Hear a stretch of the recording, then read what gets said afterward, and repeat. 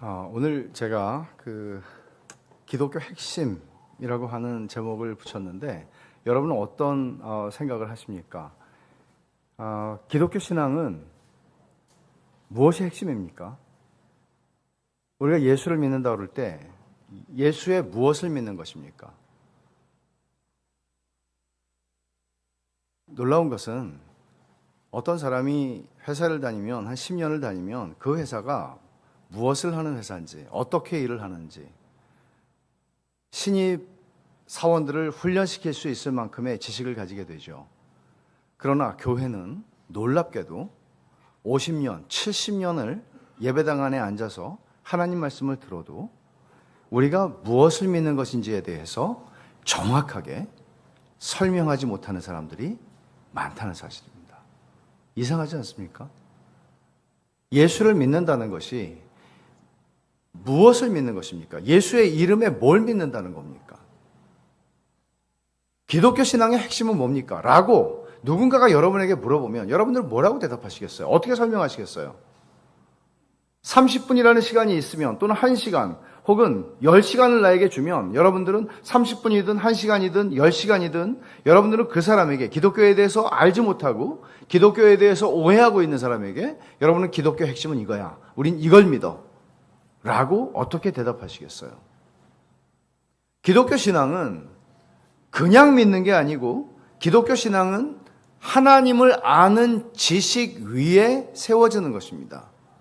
지식이 없는 신앙은 설 수 없습니다. 불가능합니다. 성립되지 않습니다. 여러분이 어떻게 신앙이 좋아지는가 하는 것은 여러분이 어떻게 하나님을 바르게 아는가와 깊이 연결되어 있는 것입니다. 그리고 하나님을 아는 이 지식은 결코 이론적인 지식으로 끝나지 않죠. 하나님을 직접 인격적으로 경험하는 지식입니다. 이런 면에서 오늘 제가 우리가 무엇을 믿는 것인가 하는 것 가운데 가장 중요한 신앙의 도리를 여러분에게 말씀을 나누려고 합니다. 일반적으로 우리가 조금 아까 사도신경을 우리의 신앙으로 고백했습니다마는 전능하사 천지를 만드신 하나님 아버지를 믿습니다 라고 고백합니다. 전능하신 하나님을 믿지 않는 사람들 없습니다. 그러나 제가 여러분에게 오늘 도전하고 싶은 건 뭔가 하면 하나님이 선하시다는 것을 우리는 제대로 정말 믿고 있는가 하는 것입니다. 하나님이 선하시다. 하나님이 선하시다고 하는 것을 부인하지 않습니다. 그런데 내 지나온 모든 삶을 통해서 볼 때, 그리고 내가 지금 살아가는 내 삶의 현재를 볼 때 하나님은 정말 선하신 분인가 하는 질문입니다. 여러분, 살다 보면 우리가 살아온 세월들을 돌아보면 도무지 설명할 수 없는, 도대체 하나님이 선하신데 왜 하나님을 믿는 하나님의 자녀인 내 삶에 이런 일이 일어나는 거지? 하는 것 있지 않습니까? 이런 것들이 우리의 삶 속에 하나둘 생기고 그것이 하나님의 말씀으로 설명이 되고 깨달아지지 않으면 우리의 신앙은 성장하기 어렵습니다. 마치 목에 가시가 걸려 있는데 밥을 먹어도 밥을 삼킬 수 없는 것처럼 우리의 신앙은 하나님이 선하신데 정말 선하시다면 하나님은 내 인생에 이렇게 하셨을까 하는 질문들이 많으면 많을수록, 그리고 그 질문들이 설명되지 않았으면 여러분들의 신앙은 앞으로 나가지 못합니다. 그리고 우리의 많은 경우에 우리는 설명을 들어도 또 하나님에 관해서 우리는 말씀을 들어도 소화를 못합니다. 걸려있는, 목에 가시가 걸려 있어서 그래요. 그래서 그런 문제들을 오늘 좀 다루려고 생각합니다. 기독교가 무엇인가 하면 어떤 사람들은 기독교는 의무들이다 이렇게 생각합니다. 여러분, 교회 바깥에 있는 사람들이 그렇게 생각하는 것은 그럴 수 있습니다만은 교회 안에 있는 우리가, 예배당 안에 있는 우리가 기독교를 의무들이다라고 이해한다면 그건 심각한 문제죠. 그럼 기독교를 우리가 아무리 예배당 안에 오래 앉아 있었다 해도 그것은 기독교를 알지 못하는 것입니다. 물론 기독교는 해라, 이거 해라, 저거 해라 많습니다. 또 이건 안 된다, 저건 하지 마라 많습니다. 그러나 그것이 기독교라고 여러분이 이해하시면 여러분 기독교를 모르는 겁니다. 기독교의 핵심은 그게 아니거든요. 청교도 목사 가운데 헨리 스쿠갈이라고 하는 분이 있는데 이분은 27살인가 8살 때 죽었어요. 그러니까 굉장히 젊은 나이에 죽은 목사였습니다. 그런데 이분이 친구에게 복음을 전하기 위해서 기독교는 이런 거야, 그리고 설명을 하기 위해서 긴 편지를 씁니다. 그리고 그게 한 권의 책이 됩니다. 그 책의 이름은 인간의 영혼 안에 있는 하나님의 생명이에요. 이 제목은요, 헨리 스쿠갈이 기독교가 이거야 라고 말할 때 그는 이렇게 말한 겁니다. 기독교는 인간의 영혼 안에 하나님의 생명이 있는 거야. 이게 기독교야 라고 그는 말한 거예요. 근데 그 책에서 그는 이런 얘기를 합니다. 서로 사랑하지 않아요. 더 이상 부부예요. 근데 서로 사랑하지 않아요. 뭐 미운 정조차 없어요. 이혼은 하지 않았지만 그냥 살아요. 왜? 성경에서 이혼하지 말라고 그래서 그냥 살아요. 하나도 행복하지 않고 하나도 즐겁지 않아요. 근데 살아요. 헨리 스쿠갈은 이런 얘기를 해요. 자기의 교인들을 보면서 이렇게 신앙생활하는 사람이 많다. 하나님하고 같이 가는데 하나님을 별로 사랑하지 않아요. 근데 하나님을 떠나면 지옥 갈 것 같아요. 두려워요. 그래서 예배당을 떠나진 않아요. 근데 하나님을 좋아하진 않아요. 하나님을 사랑하지도 않아요. 하나님에게 이렇다 저렇다 할 감정이 없어요. 근데 예배당 안에 있어요. 교회 생활을 해요. 때로는 열심히도 해요. 그러나 하나님을 사랑하지 않아요. 이런 교인들이 있다는 거죠. 이건 기독교가 아닙니다. 이건 기독교가 아닙니다. 어떤 사람들은 이런 사람이 있어요. 하나님을 감동시켜야 되겠다. 하나님을 감동시키기 위해서 정말 열심히 헌신하고 열심히 교회를 섬깁니다. 하나님을 감동시키기 위해서. 왜죠? 하나님을 감동시키면 하나님이 나에게 복을 주실 거 아니에요. 그래서 더 열심히 기도합니다. 1시간 하다가 2시간 기도합니다. 하나님을 감동시키기 위해서요. 이것도 역시 기독교는 아닙니다. 이건 종교죠. 모든 종교는, 기독교를 제외한 모든 종교의 특징이 있는데, 그것은 공통된 특징이 있는데, 그건 뭔가 하면 하나님을 감동시키는 겁니다. 여러분, 굿하는 거 보셨죠? 요즘에는 그렇게 많이 안 하던데, 저 어렸을 때 시장에서 많이 봤거든요. 굿을 해요. 굿을 하면 제가 유심히 본 게 이거예요. 무당들이 하는 얘기가 있어요. 뭐라고 말하는지 여러분 기억하세요? 뭐가 모자란다 그러잖아요. 정성이 모자란다. 여러분 그거 안 보셨군요. 정성이 모자란다. 그래요, 무당들이. 그 얘기는 무슨 얘기인가 하면 500만 원짜리 굿을 하는데 저 집에서 1000만 원짜리 굿을 한단 말이에요. 그럼 야 500만 원짜리 가지고 되냐? 저 집이 1000만 원 하는데 니네도 올려라. 그래야 신이 감동을 해서 너희 집 자식을 좋은 데 보내주든지 낫게 해주든지 너희가 비는 소원을 이루어줄 거 아니냐. 이런 얘기입니다. 정성이 모자란다는 얘기죠. 근데 하나님이 그런 하나님이라고 생각한다면 그 하나님은 성경에서 말씀하는 그 하나님은 아닙니다. 하나님은 우리에게 야 너는 기도가 부족해. 너는 정성이 부족해. 너는 헌신이 부족해. 그래서 나는 네 얘기를 안 들을 거야. 네가 아무리 기도해도 소용없어. 이거는 세상의 잡신입니다. 하나님은 그런 하나님이 아닙니다. 그런 하나님으로 알고 열심으로 하나님을 섬기는 것은 헛되고 무익한 수고일 뿐입니다. 제가 이런 기독교에 대한 오해들을 두 사람의 예를 들어서 설명하고 싶은데, 한 사람은 2000년의 교회 역사에서 정말 둘째가라면 서러울 만큼의 탁월한 신학자였던 어거스틴입니다. 어거스틴은 천재였습니다. 천재를 보통 혹시 천재가 계십니까? 보통 사람들은 천재를 이해할 수가 없습니다. 저도 이해할 수가 없습니다. 괜찮은 집안에서 태어났습니다. 괜찮다는 얘기는 좀 잘 사는 집안에서 태어났다는 얘기입니다. 아버지는 신앙이 없었습니다. 어머니 모니카는 하나님을 깊이 만난 여인이었습니다. 이 여인은 자기의 아들 어거스틴이 주님 앞에 돌아오기를, 주님을 만나기를 눈물로 기도했습니다. 그리고는 17살 때 어거스틴은 북아프리카 사람이에요. 그러니까 아마도 흑인이었을 겁니다. 이 어거스틴이 당시에 카르타고라고 하는 북아프리카에서 제일 큰 제국이었죠. 한니발 장군이 나온 그 나라죠. 카르타고로 유학을 보냅니다. 유학을 가서 이 17살이면 뭐 머리에 피도 안 마른 거 아니에요? 머리에도 피도 안 마른 게 똑똑해요. 그래서 모든 공부를 다 잘해요. 뿐만 아니라 이것도 공부를 다 잘하는데 머리가 남아도는 사람이죠. 그래서 이 사람은 종교에 심취합니다. 어떤 종교? 마니교라고 하는 신비주의, 플라톤이라는 철학자의 영향을 받은 신비주의 종교에 심취합니다. 그리고도 머리가 남아 돌아요. 그리고는 한 여자를 데리고 삽니다. 17살이. 그리고 애를 낳아요. 결혼도 안 한 녀석이. 그래도 머리가 남아 도는 사람이었습니다. 그런데 어거스틴은 늘 뒤통수가 땡겼습니다. 엄마 때문이죠. 엄마가 자기가 예수 믿기를 기도하는 걸 알거든요. 자기를 사랑하는 엄마가.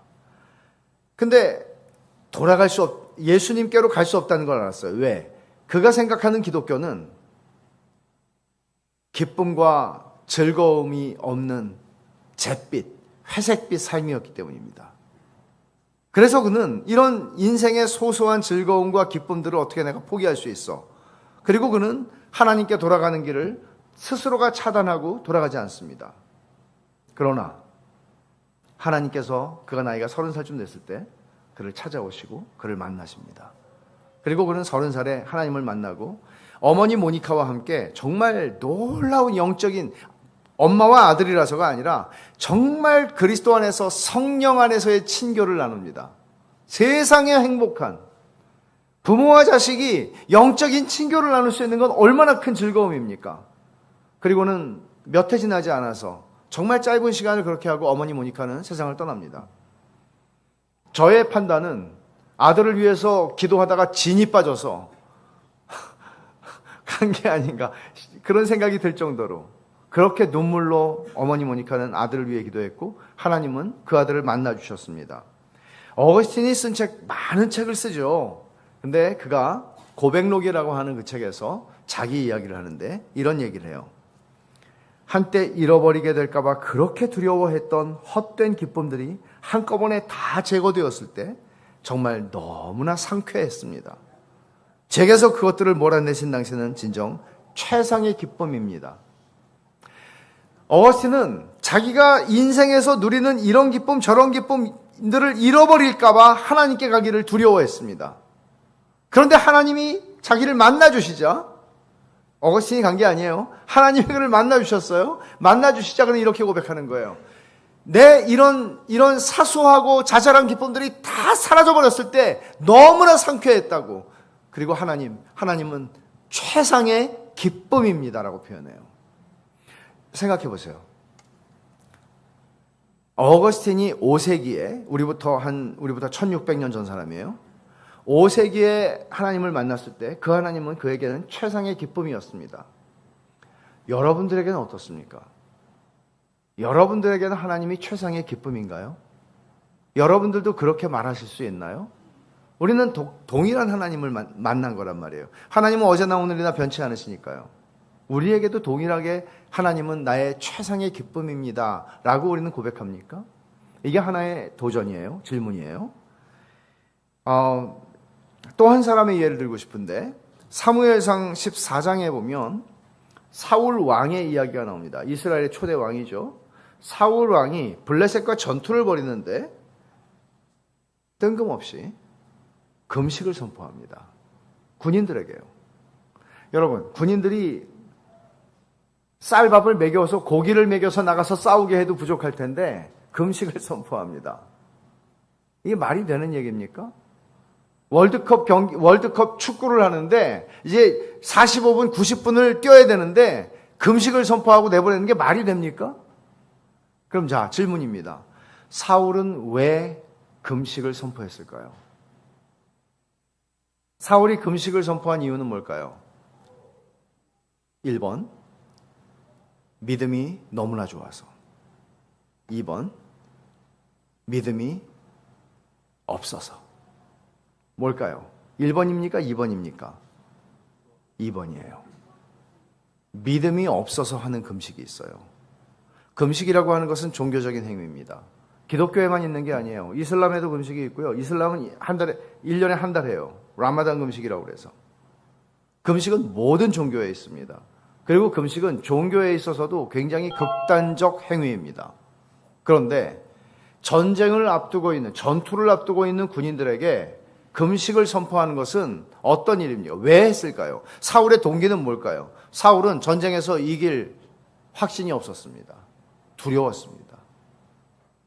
자기의 금식이라고 하는 종교적인 행위를 통해서 없는 확신, 승리할 자신이 없는 이 확신을 하나님으로부터 얻어내고 싶었습니다.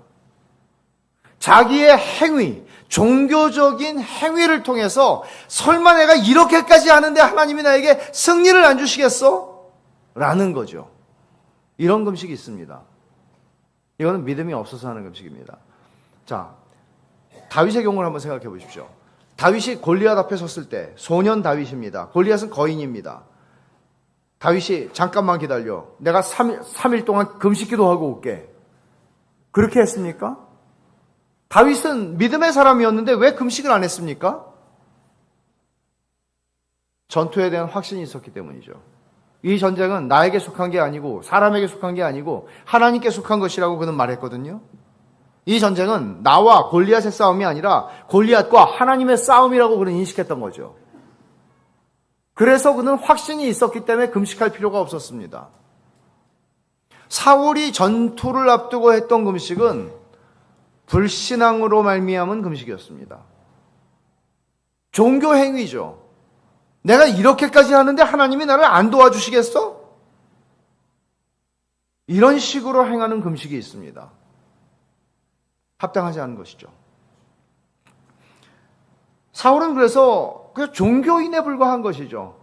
그가 하는 행위는 내가 금식을 해서 하나님을 감동시키겠다는 거거든요. 그러면 하나님이 나에게 승리를 주시겠지. 이건 일반 종교에서 하는 얘기예요. 기독교는 그렇지 않아요. 하나님은 그런 분이 아니세요.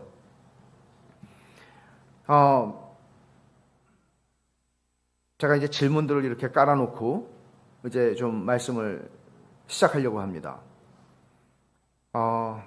하나님이 선하시다라는 명제를, 하나님이 선하시다, 이걸 제가 오늘 설명하고 싶은데 여기서 출발하려고 그래요. 창세기 1장 1절이에요. 태초에 하나님이 천지를 창조하시니라. 그럼 여러분, 태초에 하나님이 천지를 창조하셨는데 우린 믿죠? 믿는데 제가 던지는 질문은 이거예요. 왜 창조하셨죠? 하나님이 왜 창조하셨을까요? 제 아들이 초등학교 3학년 때 저에게 물었어요. 아빠, 하나님이 왜 세상을 창조하셨어요? 걔가 이 질문을 한 거는 신학적이어서가 아니라 공부하기 싫어서. 아침에 일어나기 힘든데 일어나서 가기 싫은 학교를 가야 돼요. 그리고 가기 싫은 학교를 이제 파하고 집에 오면 하기 싫은 숙제를 해야 돼요. 하기 싫은 숙제를 다 끝내고 숙제하고 놀아. 숙제를 다 끝내면 깜깜해져요. 인생을 왜 살아야 하나? 이런 생각을 한 거예요. 하나님이 세상을 창조한 목적이 궁금했던 거죠. 하나님이 왜 나를 창조하셨는지가 궁금했던 거죠. 여러분, 하나님이 세상을 창조하신 목적을 아는 건 대단히 중요합니다.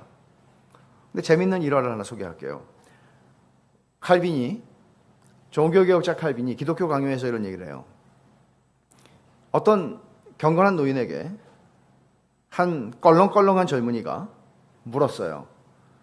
하나님이 세상을 창조하시기 전에 뭘 하셨습니까?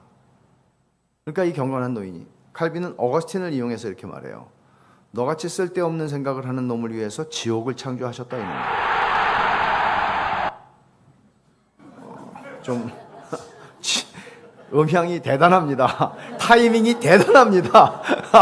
이거는 거의 전설의 고향입니다. 정말 대단했어요. 칼빈이 얘기하는 건 이런 거죠. 성경은 너의 호기심을 채워주는 책이 아니야. 성경이 말씀하는 것만 너희가 알면 돼. 믿으면 돼. 성경이 말하고 있지 않은 거를 쓸데없이 질문하지 마. 라는 얘기였어요. 맞아요. 그런데 250년이 지나서 지금의 미국 동부에 있는 보스턴이라고 하는 지역에서 목회를 하던 조나단 에드월즈라고 하는 신학자가, 목사가 그런 질문을 가지고 설교를 합니다. 그리고 그게 책으로 나와요. 그게 하나님이 세상을 창조하신 목적이에요. 조나단 에드월즈라고 하는 신학자는 칼빈이 말하는 것에서 벗어나지 않았어요. 그러나 성경이 설명하고 있는 것으로부터 유추해서 그는 설명을 했어요. 하나님이 왜 세상을 창조하셨을까요? 중요하죠. 하나님이 왜 세상을 창조하셨는가를 알아야 왜 나라는 인생이 이 땅에 존재하는지를 알 수 있고, 왜 부안 희망교회가 이 땅에 존재하는지를 알 수 있고, 말하자면 우리가 질문할 수 있는 왜라고 하는 모든 질문에 대해서 대답할 수 있는 거예요. 하나님이 왜 세상을 창조하셨을까요? 이 질문에 대답하기 위해서 조나단 에드워즈는 또 하나의 질문이 필요하다고 얘기를 해요. 그 질문은 뭔가 하면 아까 칼빈의 기독교 강연에 나온 그 얘기죠. 하나님이 세상을 창조하시기 전에 뭘 하셨을까요? 성경이 그걸 말하고 있나요? 아세요? 말하고 있나요? 1장 1절이 태초에 하나님이 천지를 창조하시니라는데 그 전에 얘기가 있어요? 있어요. 근데 이 질문을 생각하시고, 하나님이 세상을 창조하기 전에 영원하신 하나님이 태초라고 하는 시점에 시공간을 창조하시는 이야기를 시작하셨는데 그 전에 무엇을 영원 속에서 하고 계셨을까? 이 질문에 대답하기 위해서 우리가 또 하나의 질문을 던져야 하는데, 하나님은 몇 분이신가 하는 것입니다. 하나님 몇 분이시죠? 네. 혹시 세 분은 아니십니까? 삼위일체잖아요. 이 말은 성경에 안 나와요.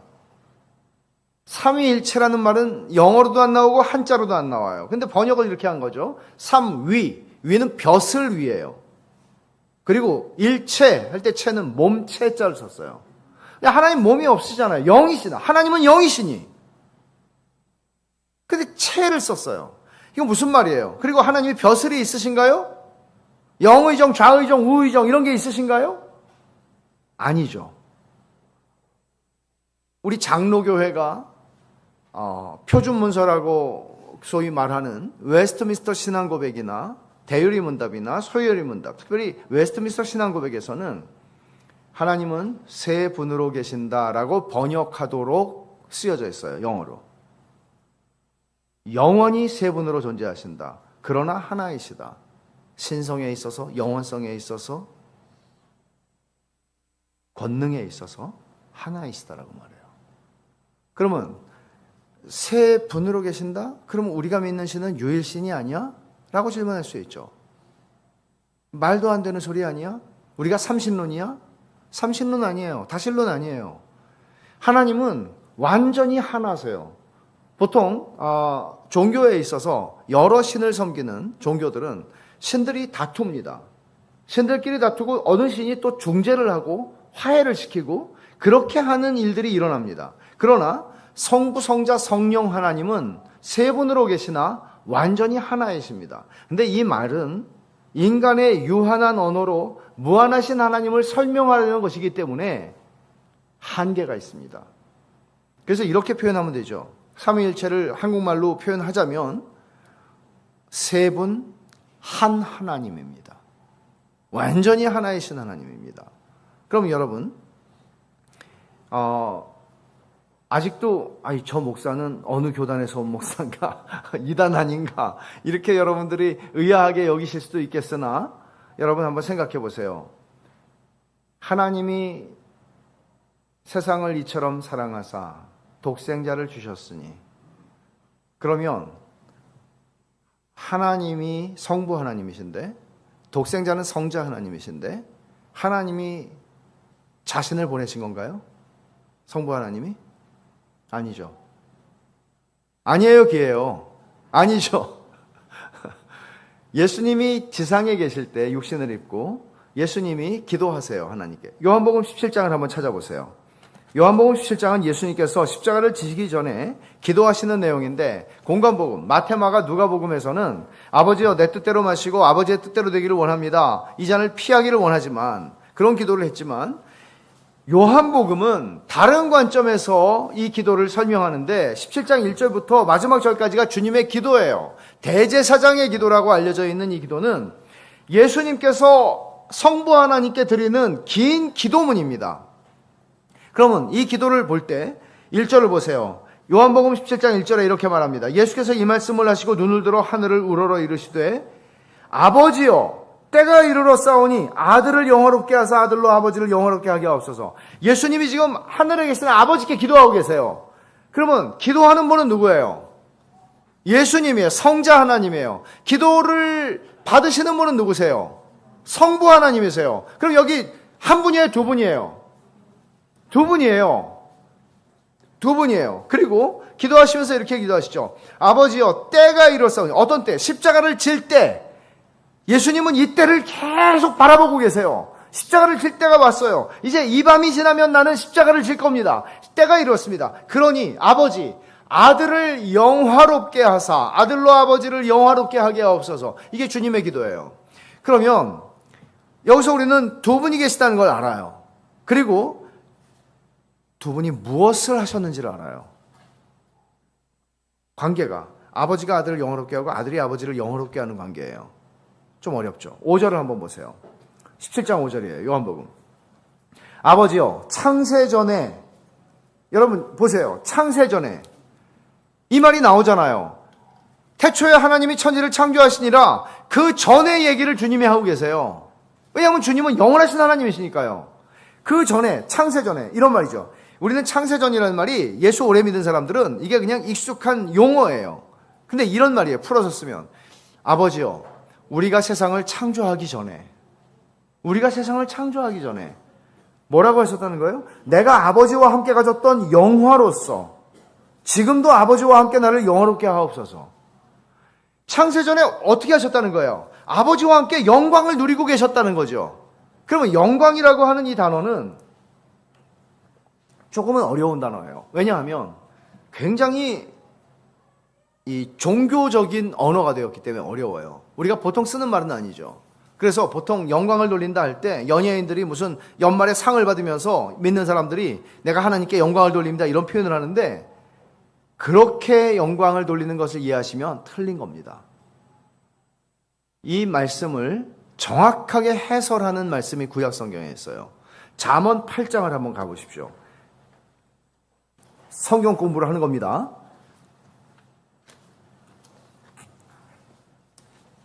잠언 8장에 여러분 잠언은 기독교 명심보감이 아닙니다. 잠언은 복음을 그대로 담고 있는 책이에요. 잠언 8장은 전체적으로 지혜가 인격이 돼서 말을 합니다. 지혜가 1인칭으로 말을 하는 거예요. 근데 이 지혜는 예수 그리스도를 가리킨다고 학자들은 말합니다. 30절을 보시면 잠언 8장 30절이에요. 이게 조금 아까 요한복음 17장 1절과 5절에 대한 구약의 설명입니다. 자, 30절을 보면 내가 누구예요? 지혜예요. 지혜가 누구라고 그랬죠? 예수 그리스도요.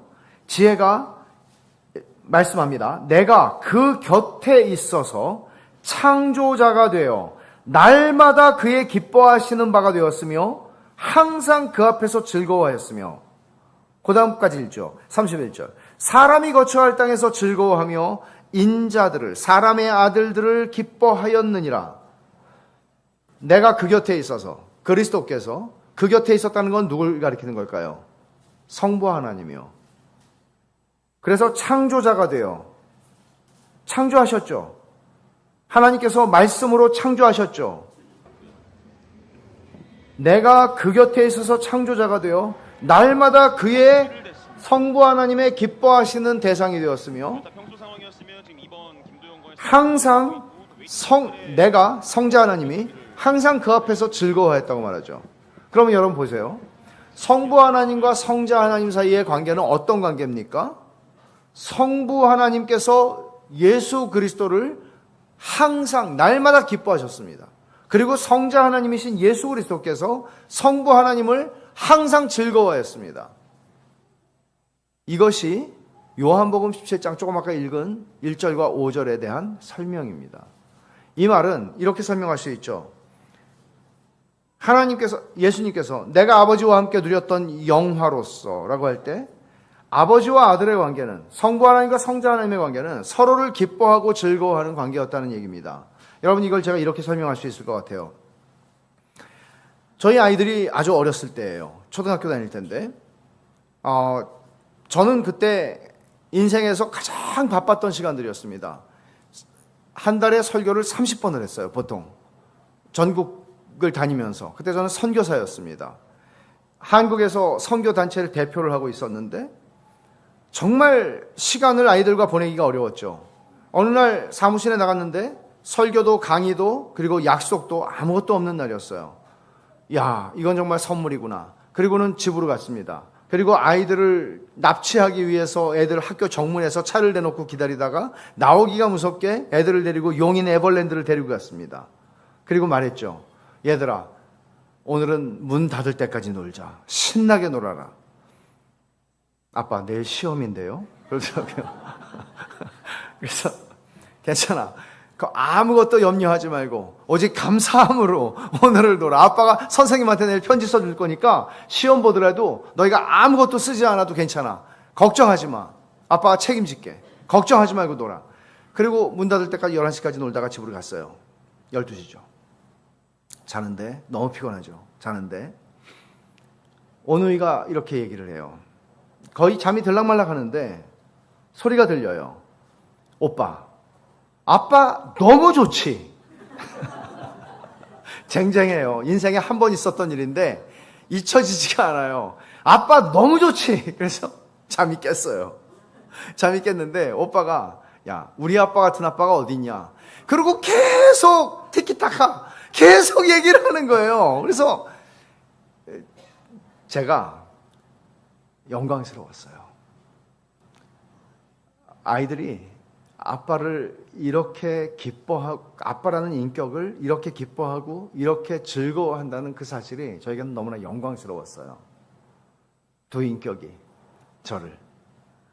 근데 걔네들은 사실 이거를 제가 우리의 신앙생활에 비유하건대 이렇게 볼 수 있는 거죠. 아버지와 아들이 하나님께서, 성부 하나님과 성자 하나님이 영광을 돌리셨다는 것은 그 인격을 기뻐하셨다는 얘기입니다. 근데 생각해 보세요. 여러분은 마음에 드는 사람이 있으세요? 사랑해서 결혼해도 마음에 안 들잖아요. 아주 마음에 안 들어서 죽을 지경이에요. 근데 우리의 눈은 굉장히 인간의 눈이라서 제한되지만 그 인간의 눈도 만족시키기는 어려워요. 내 눈에 만족이 되는 사람 별로 없어요. 눈 높으면 자기 손해인 건 아시죠? 눈 높으면 자기 손해예요. 근데 하나님의 눈은 완전하세요. 하나님의 눈을 완전히 만족시킬 수 있는 존재는 하나님 외에는 없어요. 성부 하나님이 기뻐하실 수 있는 대상은 본질적으로 우리 같은 피조물이 아니에요. 피조물일 뿐만 아니라 우리는 허물이 많은 죄인들이죠. 그래서 복음이라고 하는 것은 하나님이 우리를 기뻐하신다는 그게 복음이거든요. 근데 믿을 수 없을 만큼 좋은 소식이에요. 근데 하나님이 하나님을 기뻐하시는 거예요. 성부 하나님이 성자 하나님을, 성자 하나님이 성부 하나님을 기뻐하는 거예요. 그게 영광을 받으셨다고 표현한 겁니다. 그러면 여러분, 이걸 우리의 신앙생활에 비유한다면 제 아들, 딸이 아빠 정말 좋지. 걔네들은 사실 그런 방식으로 예배를 하고 있었던 거죠. 우리가 하나님을 예배한다는 것은 영어로 예배를 worship이라고 하는데 이 말은 중세 영어에서 나온 말이에요. 그 어떤 의미가 있나 하면 그 가치를 인정하다 하는 말입니다. 예배라는 것은 여러분들이 오늘 예배를 드리고 있고 아침에도 예배를 드리셨을 텐데 예배를 드린 하나님을 예배한다는 말은 이런 말이에요. 하나님의 가치를 인정한다는 것입니다. 근데 하나님의 가치는 무한하잖아요. 그러니까 구약 성경에 홍해를 갈랐을 때 모세가 이렇게 찬송하죠. 주여, 누가 주와 같으며 주와 같은 신은 없나이다라고 찬송하죠. 구약 성경에 많이 나오는 표현이죠. 주와 같은 분은 없습니다. 우리도 그런 노래를 부르잖아요. 주님과 같은 같인가요? 그런 분은 없다고. 하나님 같은 분은 없어요. 하나님이 최고예요. 우리는 하나님을 예배합니다. 이게 하나님 예배하는 거예요. 그런데 제 애들은 비유컨대 아빠를 예배하고 있었던 거죠. 그죠? 자기들끼리 뭘 했나요? 교제를 하고 있었습니다. 성도의 교제를 하는 거예요. 성도의 교제는 그냥 시시껄렁한 얘기들을 하는 그런 게 아니라 성도의 교제의 본질은 뭔가 하면 이런 거죠. 하나님 너무 좋죠. 좋다마다요. 제 얘기 한번 들어보세요. 그러면 내 얘기도 한번 들어보세요. 하나님 진짜 좋으신 분이에요. 이게 성도의 교제예요, 사실은. 그리고 제 딸은 전도도 했습니다. 제가 하지 말라고 핍박하고 박해를 했는데도 불구하고 너 이렇게 사회생활하면 왕따 당해. 학교 가서 우리 아빠 얼마나 좋은지 아냐? 친구들한테 말을 했어요. 근데 제발 그러지 마라. 너 사회생활 너 끝난다. 제가 때리지는 않았지만 너 이렇게 하지 마라. 너 이렇게 자랑하는 거 아니다. 핍박에도 불구하고 걔는 쉬지 않고 전도를 했어요. 친구들을 만나서 우리 아빠 얼마나 좋은지 알아? 와서 볼래? Come and see. 와서 봐. 왜 그랬을까요? 좋아서. 전도하라고 등 떠밀려서 나간 게 아니고요. 좋아서. 하나님이 좋으니까. 신앙생활의 본질은요. 하나님을 좋아하는 거예요. 하나님을 사랑하는 거라고 표현을 하지 않은 것은 하나님을 사랑한다는 말이 우리에게는 너무나 익숙해요. 하나님을 좋아서 하는 거예요. 그럼 하나님 뭘 하셨을까요? 세 분이신 하나님이 세 분 한 하나님이 뭘 하셨을까요? 태초 이전에 교제하셨죠. 교제하신 거예요. 서로를 기뻐하며 교제하신 거예요. 그러면 그 교제, 영원한 삼위 하나님 안에서의 교제 속에서 무엇이 나왔을까요? 기쁨이요. 기쁨이 계속, 그 기쁨은 무한하고 완전하고 흠이 없고 부족함이 없는 기쁨이죠. 삼위 하나님 안에서, 그러니까 불만이 없어요, 서로에게. 이 교제 속에서는 만족과 기쁨과 희열과 행복만이 존재하는 거죠. 이게 흘러넘치는 거예요. 삼위 하나님의 교제 속에서 막 흘러넘쳐요. 근데 하나님께서는 흘러넘치는 이 기쁨을 존재하지 않는 어떤 존재를 향하여 주시고 싶었어요. 그게 누굴까요? 사람이에요. 칼빈은 6일 동안에 하나님이 창조하신 순서를 보라고, 왜 하나님이 인간을 창조의 마지막 순서에 인간을 창조하셨을까? 이 하나님의 부성애를 보라고 말합니다. 조금도 부족한 게 없는 완벽한 인간이, 아담과 하와가 불평할 수 없는, 원망할 수 없는, 불편하지 않은 완벽한 세상을 하나님이 창조하시고 아담과 하와를 맨 마지막에 그 동산에 창조하여 두십니다. 이게 하나님의 선하심입니다.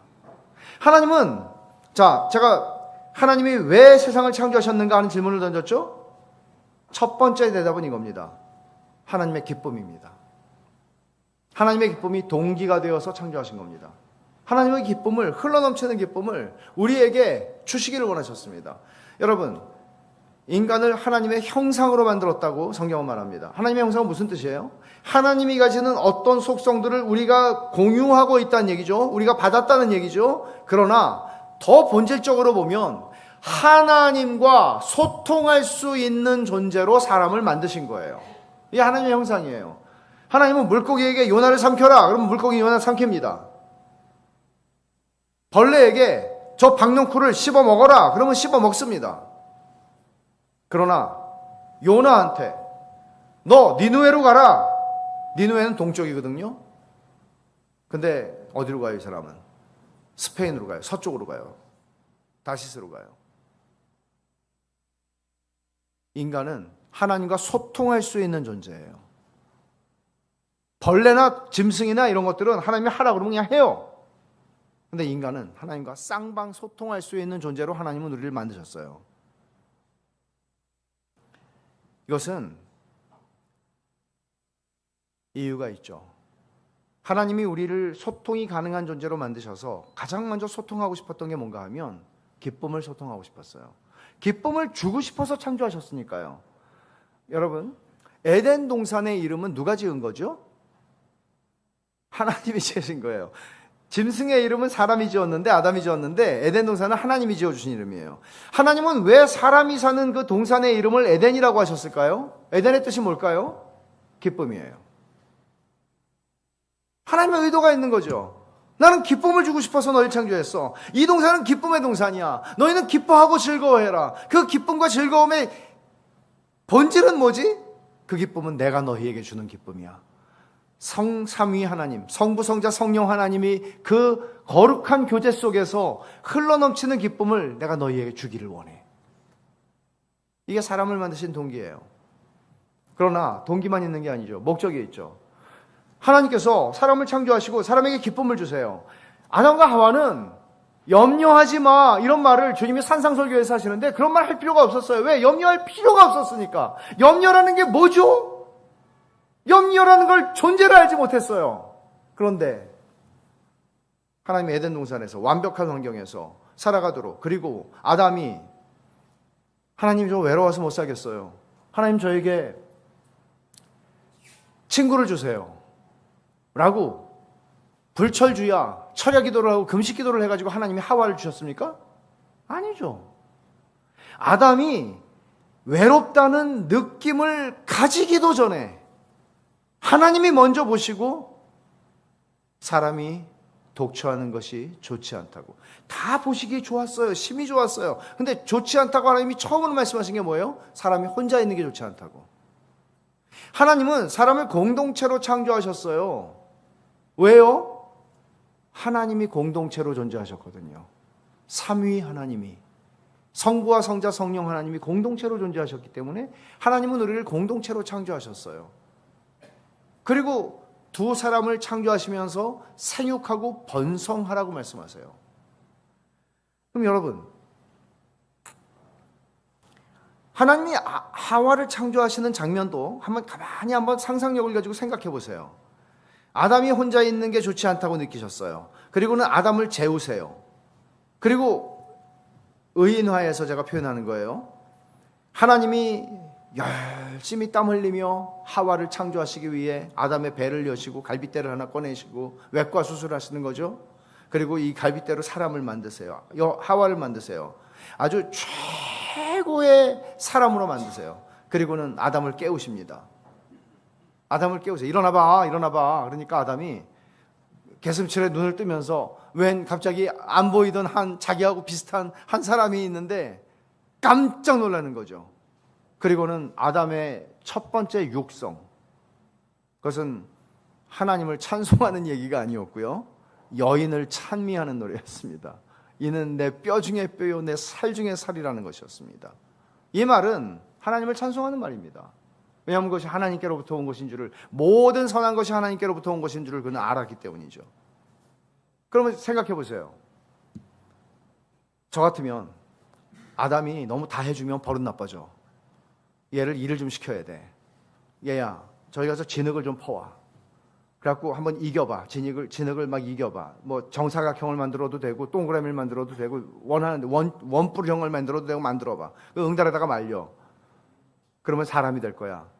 하나님은 그렇게 하지 않으세요. 아담을 재우시고 하나님이 일하시고 여인을 그에게 등장시켜요. 이걸 영어로 서프라이즈라고 그래요. 그죠? 그러니까 아담이 깜짝 놀래가지고 정말 터져나온 거예요. 입술이. 말이 열린 거예요. 우리가 결혼식을 할 때 신부 아빠가 데리고 들어가잖아요. 이거 여기서 나온 거 아세요? 여기서 나온 거예요. 신부 아빠가, 물론 신랑 아빠이기도 해요, 하나님이. 근데 신부 아빠가 신부를 데리고 소개해 주는 거예요. 여기 있어.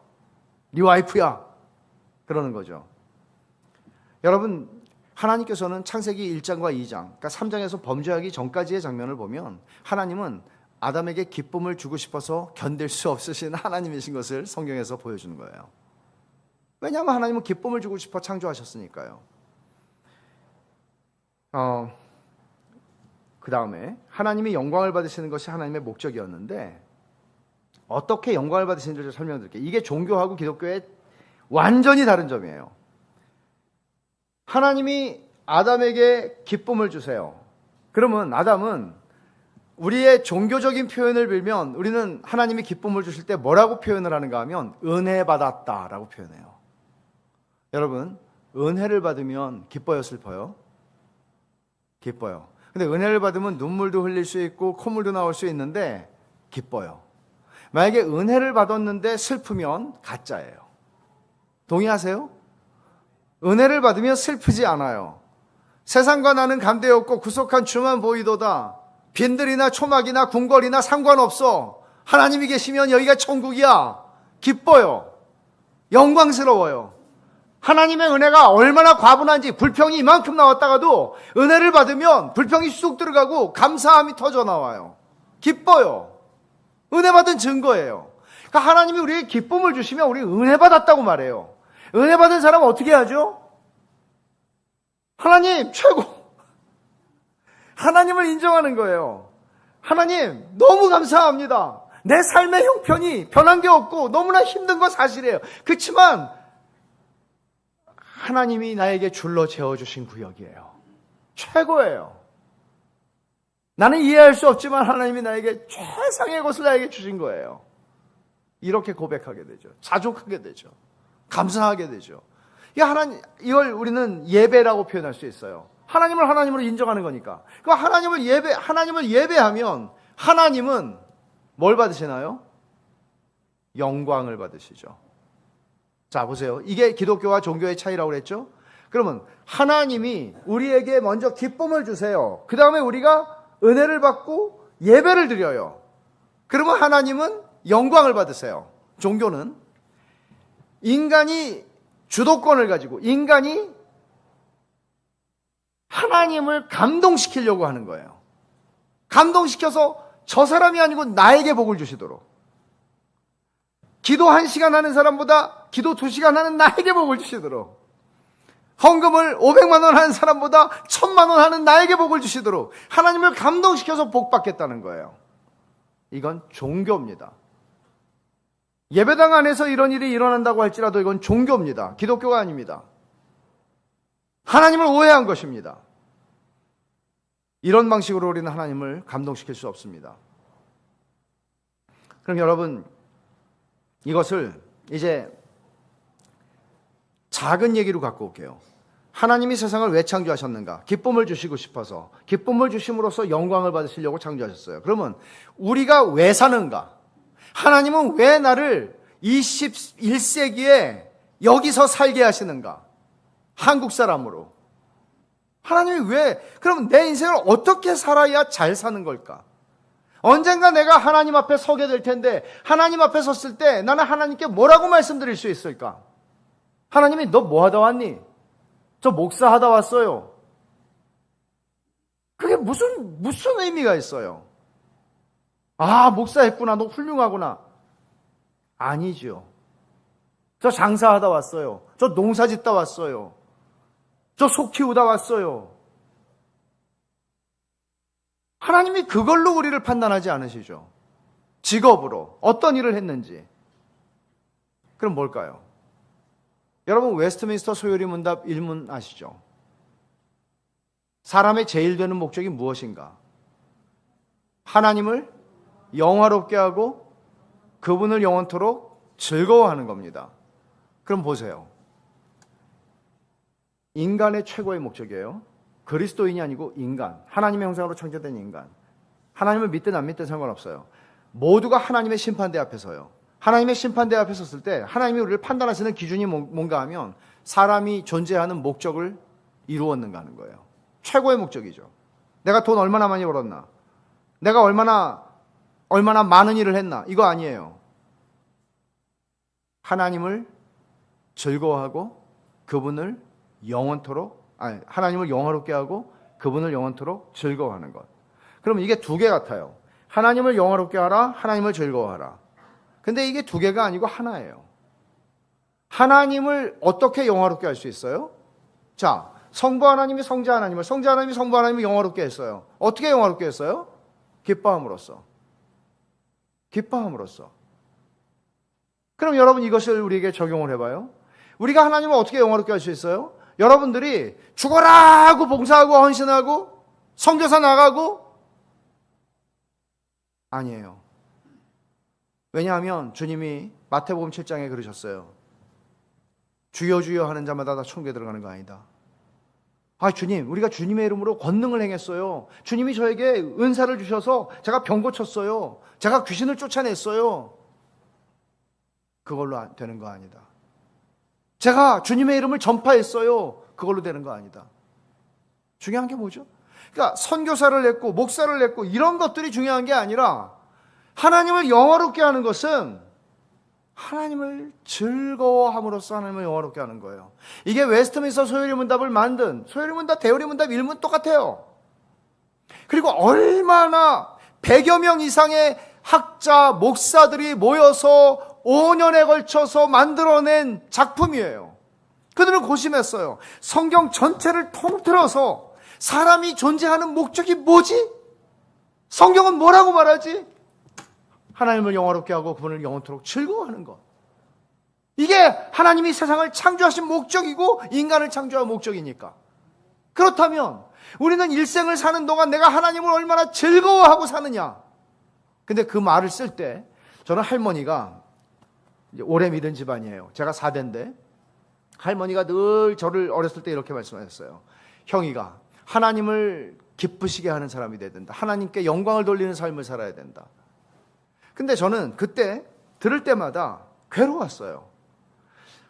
아무리 생각을 해봐도 하나님이 좋아하시는 것을 제가 좋아하지 않고 제가 좋아하는 걸 하나님이 좋아하시지 않는다는 걸 알았거든요. 하지 말라는 게 제가 그 수준에 있었어요. 주일날 돈 쓰지 마라. 근데 주일날 아침부터 저녁 예배까지 있으려면 배고파서 어떻게 살아요? 교회에서 밥 먹여주죠. 근데 그거 가지고 어떻게 젊은 애들이 살아요? 중학생 나가서 분식센터 가서 사 먹고 짜장면집 가서 짜장면 사 먹고 저녁 예배 와서 회개하고 또 주일날 주일날이 아니고 평일날도 극장 가는 걸 하나님 싫어하신다고 들었어요. 근데 영화는 보고 싶고 춤추는 것도 하나님 싫어해. 근데 춤이 있더만. 다윗도 춤췄더만. 내가 좋아하는 거 하나님 다 싫어하시는 거예요. 그러니까 내가 하나님을 기쁘시게 하려면 죽었다. 내 인생은 종쳤다. 어거스틴처럼 생각을 한 거죠. 근데 할머니가 저에게 가르친 거 이거예요. 형이가 하나님을 기쁘시게 해야 해. 이게 기쁘시게 하기가 힘든 거예요. 근데 웨스트민스터 신학자들은 웨스트민스터 신앙고백을 쓰고 소요리 문답, 대요리 문답을 만들 때 하나님을 즐거워하라고 그랬어요. 하나님을 기쁘시게 하는 게 아니고 즐거워하라고. 단어가 달라요.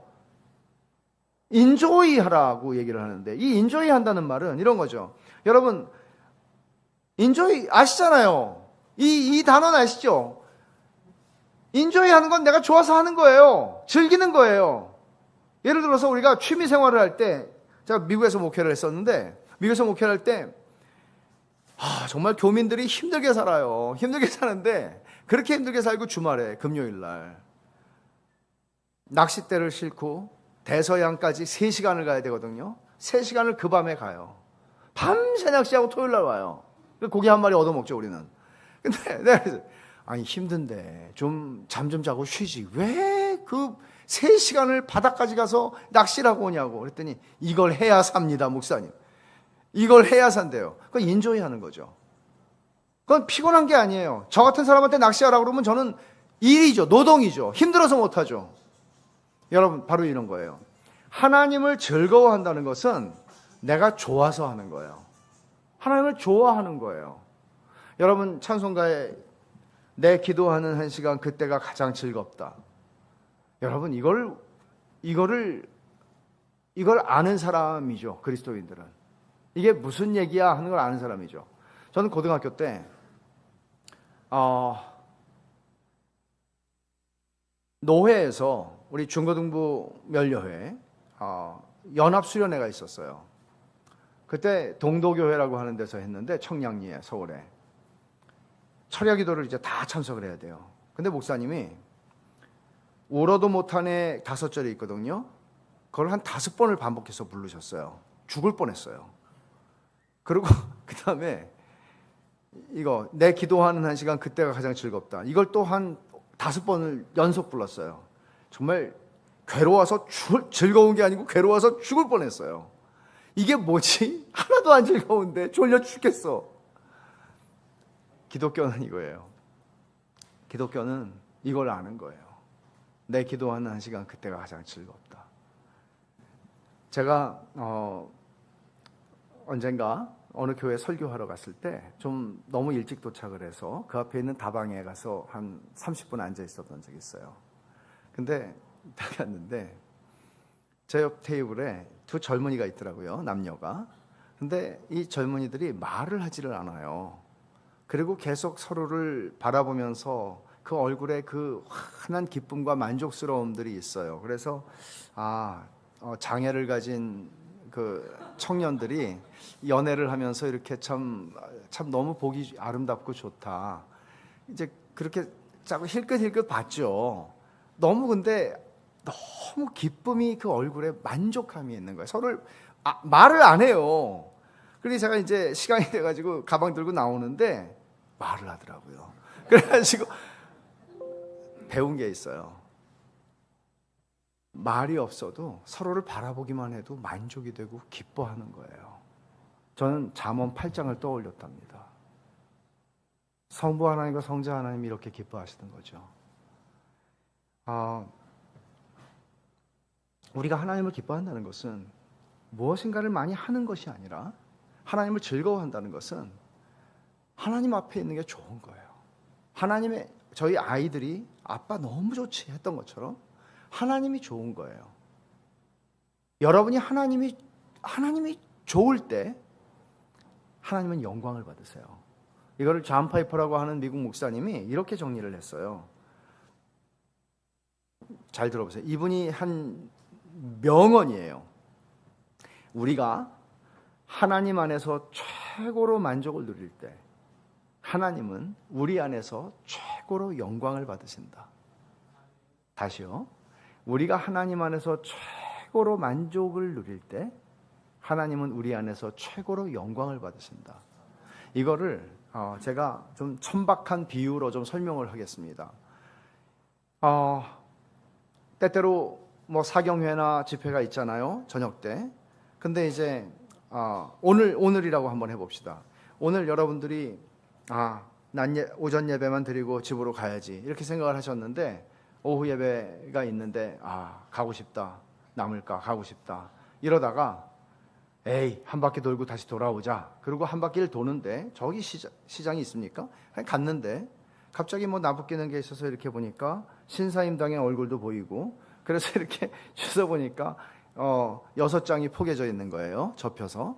그래서 주께서 또 이렇게 집에 안 가고 오후 예배에 오려고 하는 나를 내 형편과 사정을 아시는 주님께서 내가 30만 원이 필요한지 아시고 나에게 오집사, 김집사에게가 아니고 나에게 이것을 주시는구나 감사하다. 그러고 들어와서 이제 예배를 드리는데 계속 그 생각이 나면서 기쁜 거죠. 말씀이 기쁜 것이 아니라 계속 그 생각을 하면서 오늘 내가 예배 드리길 너무 잘했다. 그리고 집에 갔어요. 잘라고 그러는데 또 생각이 나요. 내가 오늘 집에 안 가고 예배 드리고 오길 너무 잘했어. 내일 아침에 일어났어요. 근데 계속 기뻐요. 그럼 여러분, 돈이 인격이라면 돈은 여러분 안에서 최고로 영광을 받는 겁니다. 그렇죠? 그리고 누군가가 여러분의 마음을 읽고 있다면 이렇게 보겠죠. 돈이 도대체 뭐야? 돈이 도대체 뭐길래 저 사람은 돈 때문에 24시간 아니 48시간을 기뻐서 그 흥분하는 그 마음이 가라앉질 않아. 돈은 뭐야? 돈이 영광을 받는 거죠. 하나님이 여러분에게 그런 분이 있냐는 거죠.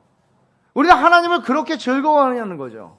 하나님 때문에 나는 지금 내 형편과 상황 속에서는 내가 정말 살 이유가 없어. 삶에 희망이 없어. 근데 나는 하나님 때문에 살아. 다윗이 사울에게 쫓길 때 숨을 데가 없으니까 유다 땅에는 블레셋으로 도망갔어요. 근데 벌써 딱 알아보죠. 이 놈이 바로 그 놈이라고.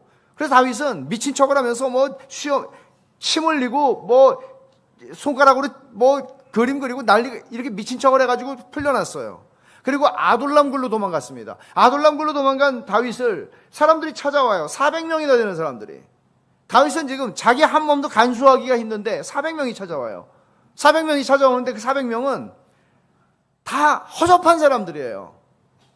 다윗이 개척교회를 한다면 도움이 하나도 안 되는 400명이 온 거예요.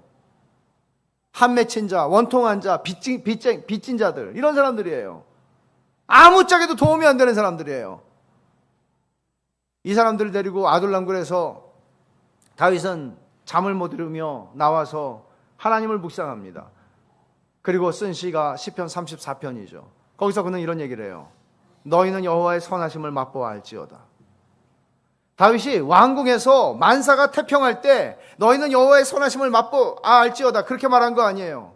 왕이기 때문에 그렇게 말한 게 아니고 자기 목숨이 지금 내일이라도 어떻게 될지 모르는 쫓기는 그런 기가 막힌 상황에서 다윗은 너희는 여호와의 선하심을 맛보아 알지어다라고 얘기하는 거예요. 여러분, 간증이라고 하는 것은 내가 삶의 형편이 나아졌고 집이 없다가 집이 생기고 일자리가 없다가 일자리가 생기고 돈이 없다가 돈이 생기고 그래서 이거 하나님이 다 하셨어요. 나는 기도밖에 한 게 없어요.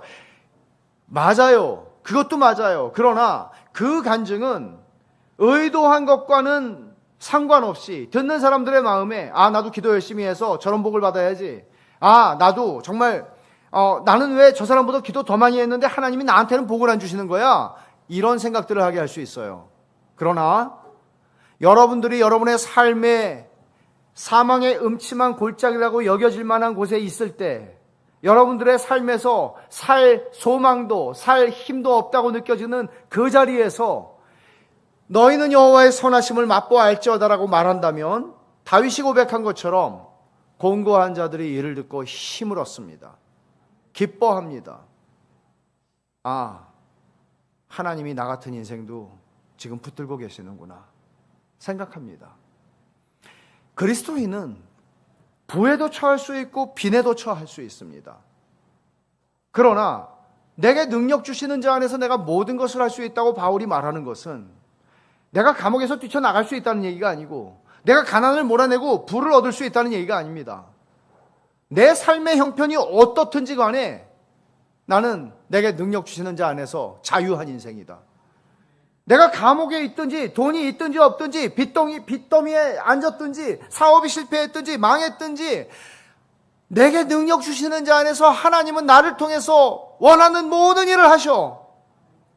이 얘기를 하는 거예요. 그러면 공고한 사람들이 듣고 힘을 얻죠. 여러분, 신앙생활에서 우리가 하나님을 즐거워함으로써 하나님을 영화롭게 한다는 얘기는 우리의 신앙생활에 두 가지를 비교하게 하는데 그건 뭔가 하면 의무와 기쁨이에요.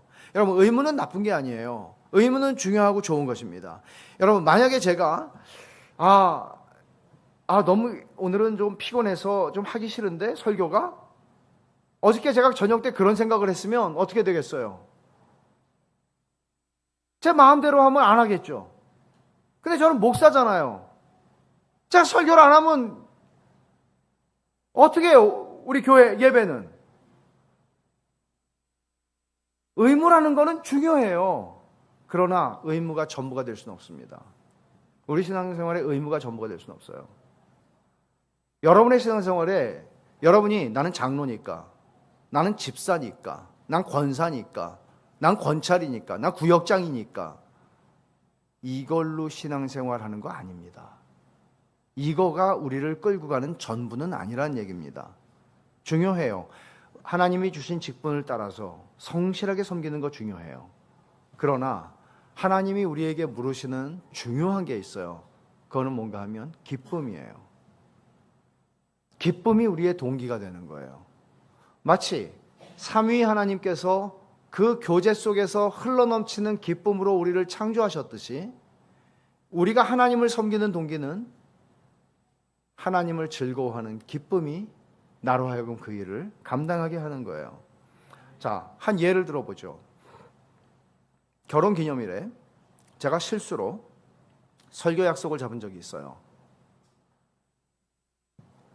이런 일이 거의 없는데 그런 일이 일어났어요. 설교를 마치자마자 한 1시간 걸리는 길을 열심히 밟아서 집 앞으로 와서 제가 하지 않던 짓을 했습니다. 저는 꽃을 사느니 꽃을 살 돈이 있으면 가족들이 갈비를 먹는 게 100번 낫다고 생각을 합니다. 지금도 그렇고 그때도 그렇고 언제나 그렇습니다. 그런데 제 아내가 꽃을 얘기를 종종 하는 걸 제가 들었거든요. 그래서 그날은 죄인이 꽃집으로 들어갔습니다. 그리고 꽃을 근사하게 하나 만들어 달라고 그러고 카드를 하나 사서 성경책 어디를 폈을까요? 아가서를 폈습니다. 그리고 베꼈죠. 내 사랑 너는 어여쁘고 어여쁘다. 너울 속에 있는 내 눈이 비둘기 같고 내 머리털은 길르앗산 기슭에 누운 무리 염소 같구나. 사랑해. 그렇게 하고 카드를 해서 집으로 들어갔어요. 아내가 이렇게 물어볼 거라고 생각했습니다. 아니 웬일이야 당신이 꽃을 사오다니. 이렇게 대답을 준비했습니다. 읽을게요. 여보, 당신에게 꽃을 바칠 수 있다는 게 내게는 최고의 영광이고 특권이고 기쁨이자 행복이야. 대사를 준비했습니다.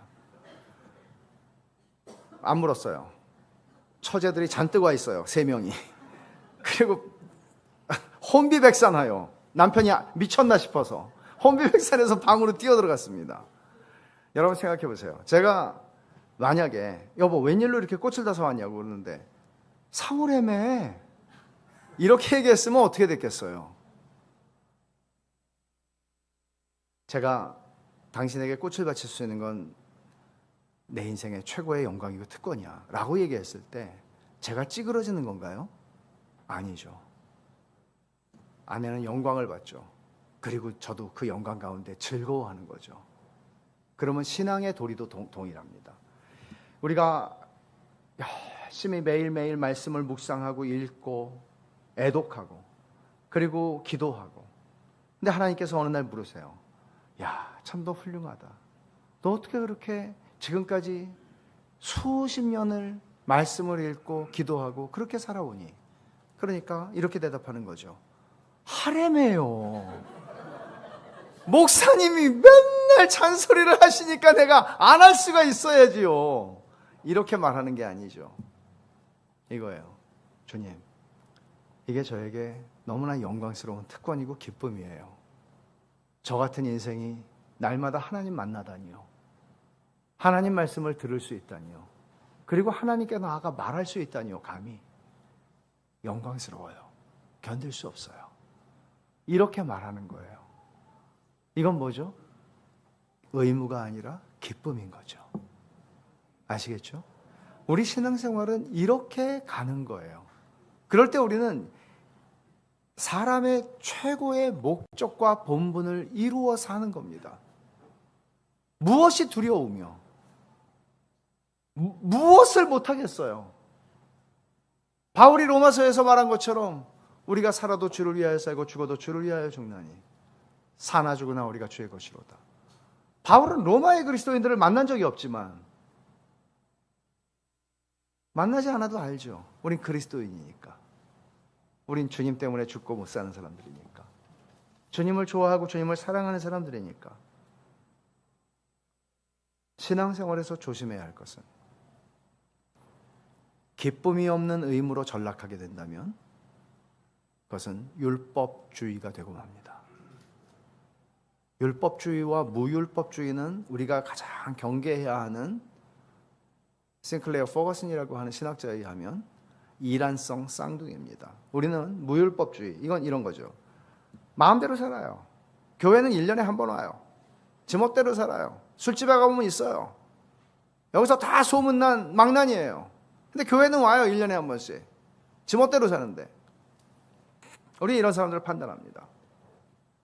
그러나 주님이 공생의 기간 동안에 더 많이 조심시켰던 사람들은 어떤 사람들인가? 바리새인과 서기관 같은 사람들이었죠. 이 사람들은 율법주의자들입니다. 율법주의자들은 반듯한 사람들입니다. 아주 너무나 반듯한 사람들입니다. 흠잡을 데가 없는 사람들입니다. 근데 주님은 이런 사람들을 대단히 무섭게 책망하셨습니다. 왜냐하면 율법주의와 무율법주의는 동일한 것이기 때문입니다. 그래서 존 거스너라고 하는 신학자는 이런 표현을 써요. 이게 좀 죄송한 표현이지만 한 번만 쓸게요. 정신이 번쩍 나는 표현이라서요. 빌어먹을 의로움, 빌어먹을 선행, 빌어먹을 반듯함 때문에 우리는 하나님께 나아가지 못한다. 너무나 옳은 거죠. 누가 생각나세요? 탕자의 형. 탕자의 형은 잘못한 게 없어요. 잘했어요. 순종했고 효도했어요. 근데 뭐가 문제죠? 아버지에 대한 애정이 없었어요. 애정이요. 아버지를 좋아하지 않았어요. 아버지에 대한 쓴뿌리가 있었다고요. 이게 심각한 문제예요. 여러분의 마음에 하나님을 섬길 때 이 기쁨이 일하는 일 자체의 기쁨, 사람들이 나를 인정해 주는 기쁨 아니에요. 주님이 나를 아시는 기쁨이요. 내가 주님을 아는 기쁨이요.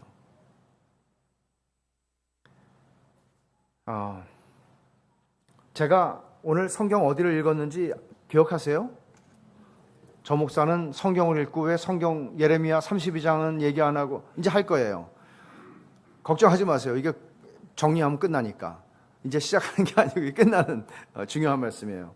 오늘 예레미야 선지자가 32장에 한 이 말씀은 소위 예레미야 선지자가 새 언약을 예언하면서 주신 말씀인데, 새 언약이라는 것의 핵심은 뭔가 하면 하나님이 새 언약을 세우겠다. 그럼 옛 언약은 뭐예요? 옛 언약은 십계명을 통해서 돌비에다가 새겨서 준 옛 언약이에요. 근데 옛 언약은 힘이 없어요. 하나님이 직접 써주셨는데 그 십계명을 보면서도 넘어지는 거예요. 그 법을 지키지 않는 거예요. 이스라엘 백성들이 그랬잖아요. 그래서 하나님이 새 언약을 주시겠다고 말씀하세요. 그 새 언약의 핵심은 뭔가 하면 우리의 마음판에 새겨주겠다는 거예요. 말씀을. 어떻게? 마음판에 그 중생을 얘기하는 거예요. 거듭나는 거예요.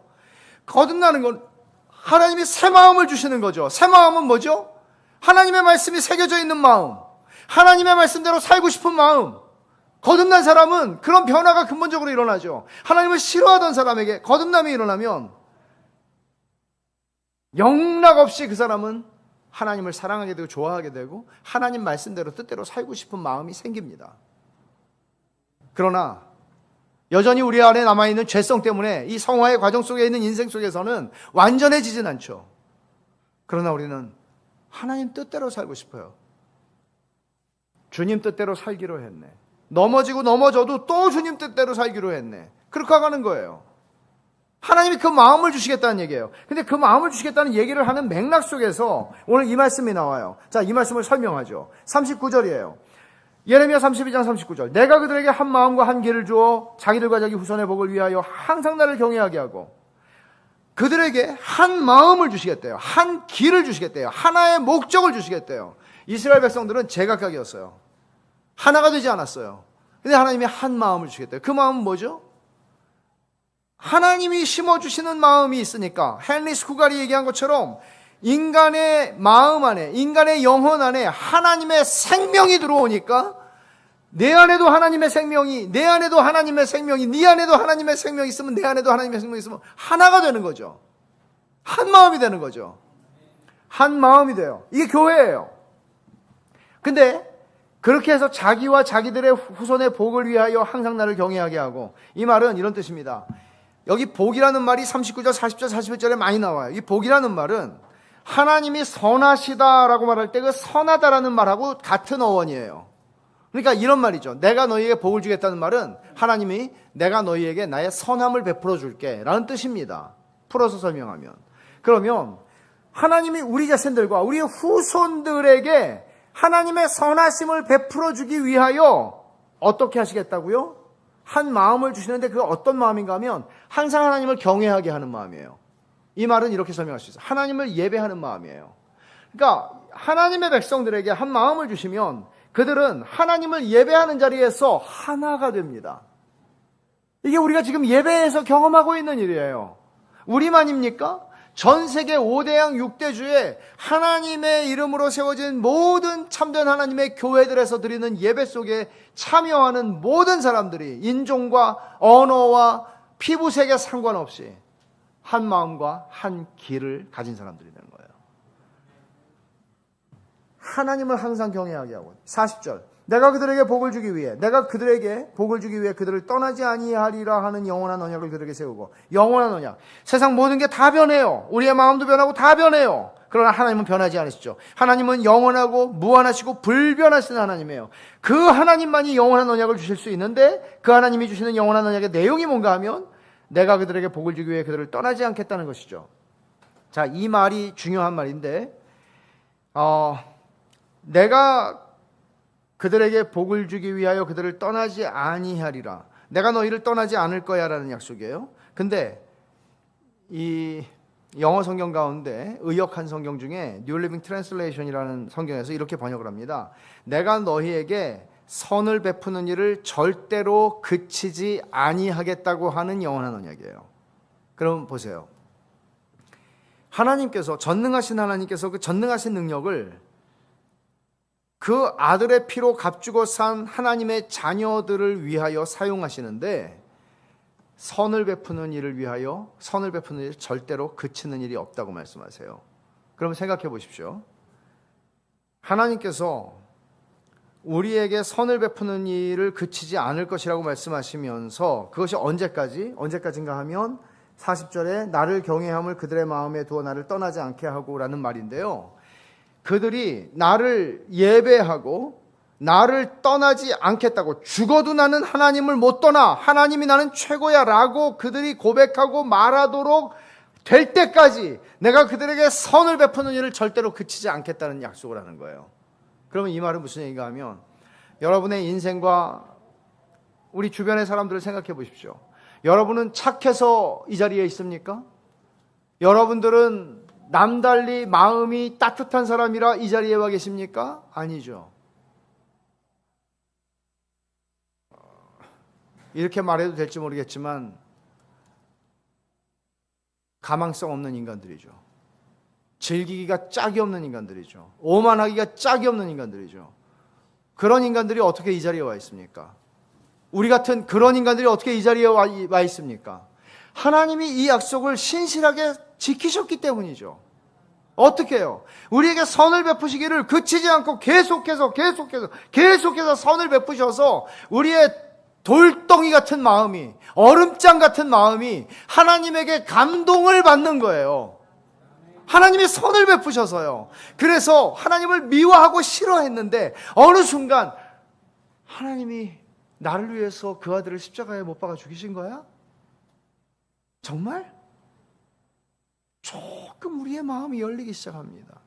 하나님이 나를 위해서 독생자를 주신 거야? 그리고 우리의 마음이 열립니다. 하나님이 그 복음을 듣고 거듭나게 하십니다. 그리고 우리는 점점 하나님을 알아가기 시작합니다.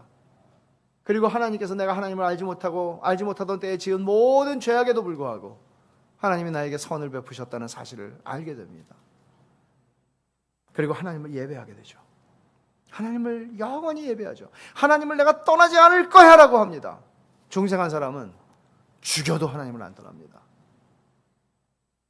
나가도 다시 돌아옵니다. 이게 하나님의 거듭남의 은혜이죠. 그리고 41절에 하신 말씀을 보세요. 내가 기쁨으로 그들에게 복을 주되 분명히 내 마음과 정성을 다해 그들을 이 땅에 심으리라. 하나님이 말씀하세요. 내가 너희들에게 선을 베푸는 거는 약속했기 때문에 억지로 하는 게 아니야. 의무적으로 하는 게 아니야. 기뻐. 내 마음과 정성을 다해서 내가 너희에게 선을 베풀어 주는데 기뻐. 이게 나는. 이렇게 말씀하시는 거예요. 여러분, 반응 없는 사람에게 선을 베푸는 것은 되게 어려운 일입니다. 심지어 자식에게도 쉽지가 않습니다. 그런데 하나님 말씀하세요. 오해하지 마. 의무 때문에 하는 게 아니야. 이렇게 하는 게 기뻐. 나의 기쁨이야. 하나님은 이렇게 선하신 하나님이십니다. 어디에도, 어떤 종교에도 이런 하나님은 없습니다. 이 하나님은 우리를 감동시키십니다. 감동시키셔서 우리를 기쁘게 합니다.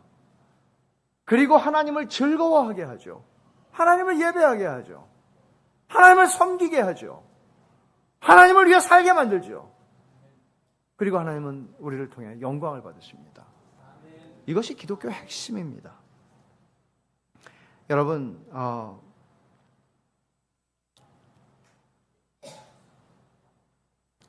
시편 23편 이렇게 끝납니다. 여호와의 선하심과 인자하심이 정녕 나를 따르리니 내가 여호와의 집에 영원히 거하리로다. 따른다라는 이 말은 여러분이 강아지를 데리고 산보할 때 강아지가 따라오는 거 아니에요. 따른다고 하는 이 히브리 말은 추격한다는 말이에요. 이런 거죠.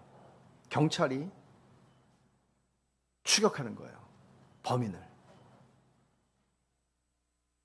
막 밟고 가는 차를 경찰이 추격해서 따라잡는 거예요. 그럼 여러분, 이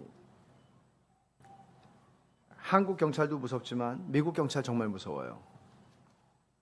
도망 못 가요. 잡히고 도망가면 헬기가 뜨고 고속도로 막아버리고 무서워요. 그냥 엎드려 뻗쳐를 시키고 수갑을 채워요. 근데 우리를 따라오는 게, 우리 인생을 따라오는 게 다윗이 말하는 거 이런 거예요. 하나님의 선하심과 인자하심이 정녕 나를 추격하리니, 하나님의 선하심과 인자하심이 때때로 나를 추격하리니, 아마도 나를 추격하리니가 아니고 하나님의 선하심과 인자하심이 필연코 내 인생을 추격하리니. 그러니까 여러분, 경찰이 쫓아오는 게 아니에요. 하나님이, 경찰차가 반짝반짝 하잖아요. 파랑불, 빨강불. 하나님의 선하심의 불, 하나님의 인자하심의 불을 켜고 우리를 추격하세요. 우리는 안 잡히려고 도망가요. 그러다가 그런 때가 있었죠. 그러다가 하나님이 우리를 덮쳐요. 도망 못 가죠, 하나님한테. 그래서 우리가 여기 있는 거예요, 오늘. 우리가 지금 여기 있는 거예요.